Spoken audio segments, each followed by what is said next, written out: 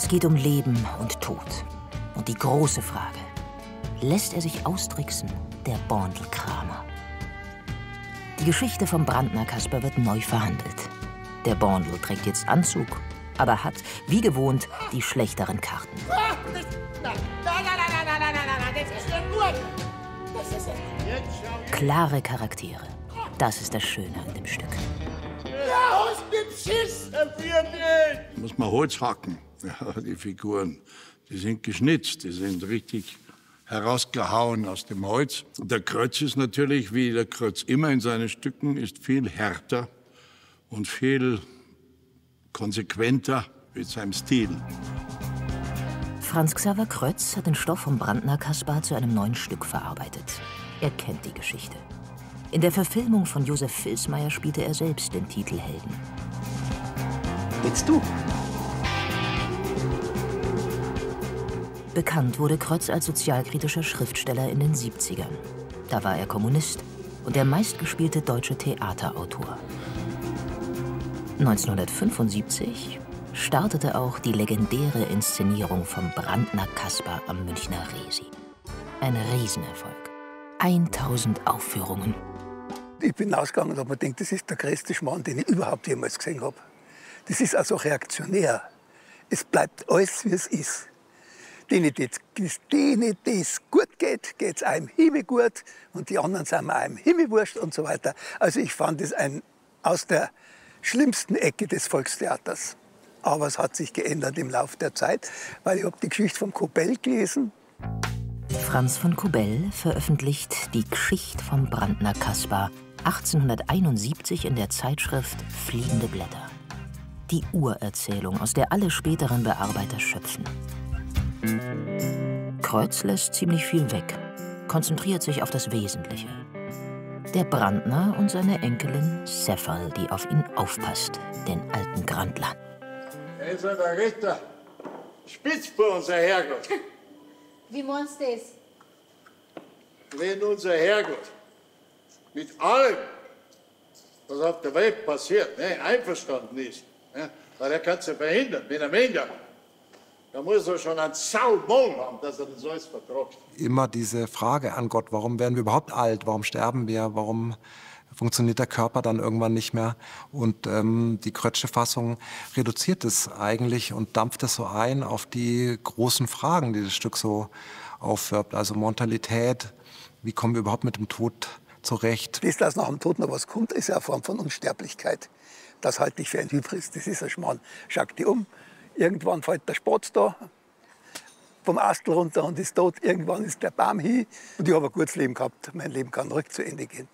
Ich sage immer zu meinen Kindern, hört's mir ja auf, wenn ich tot bin, keine Trauer will ich sehen. Ich habe gern gelebt und ich bin jetzt auch gern gestorben. Ich werde nämlich 80, also es ist das Ende.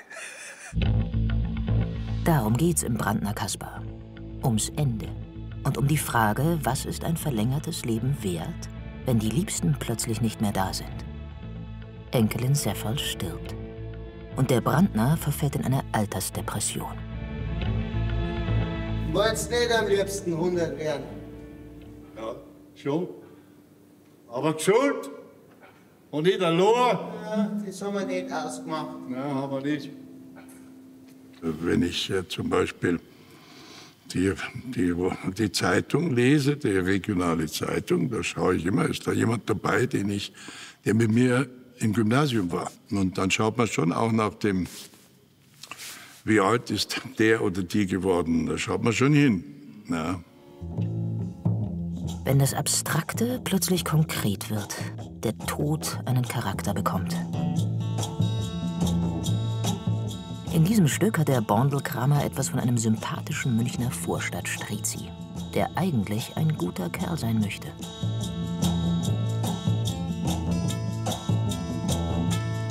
Ich glaube, es ist ein liebenswürdiger Loser, der versucht, alles gut zu machen, aber irgendwie ist es auch ein sehr trauriger Job und der nimmt ihn mit, weil das ist auch nicht immer schön, die Leute immer nur dafür abzuholen. Eigentlich mag ihn ja keiner.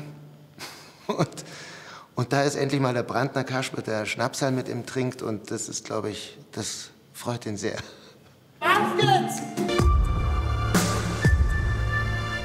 Die Himmelfahrt. Der Brandner Kasper darf ins Paradies reinschauen.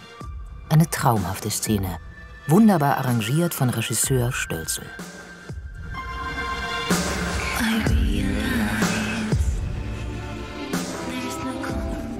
So schaut's also aus. Im Himmel droben. Beziehungsweise so stellt sich der Autor Franz Xaver Krötz wahrscheinlich den Himmel vor. Oder nicht? Ich möchte in keinem Himmel sein, in dem diese ganzen uralten, schrecklichen Leid mich eingeschlossen, die da im Paradies rumrennen. Wo ist denn die Tiere? Ich muss mal aufs Häusl gehen. Jetzt habe ich hier oben meine Zähne vergessen. Wann ist das Mittagessen? Nein, möchte ich nicht. Da finde ich das Nirvana viel schöner. Also ein schönes Nichts. Krötz hat ein ziemlich unterhaltsames Stück geschrieben. Bayerisch, witzig, aber nicht ohne Tiefgang. Nachdem er 20 Jahre nichts mehr zu Papier gebracht hat, ein versöhnliches Comeback des alten Revoluzers. Ich wollte ein well-made Volksplay schreiben. Ja, das ist selbstverständlich. Ich wollte danach dann die Lacher zählen und schauen, wie lange die Schlange vor der Kasse ist. Das ist Volkstheater, Punkt. Und Volkstheater freut sich über gute Kritiken, braucht es aber nicht. Volkstheater braucht Publikum, Lacher und erfreut von den Leuten. Das war mein Ziel jedenfalls. Bring die rein. Well-made Plays sind in den USA Theaterstücke, die die Häuser füllen. Kassenschlager. Könnte klappen. Jetzt gibt's keine Tour mehr. Wer drin ist, ist drin.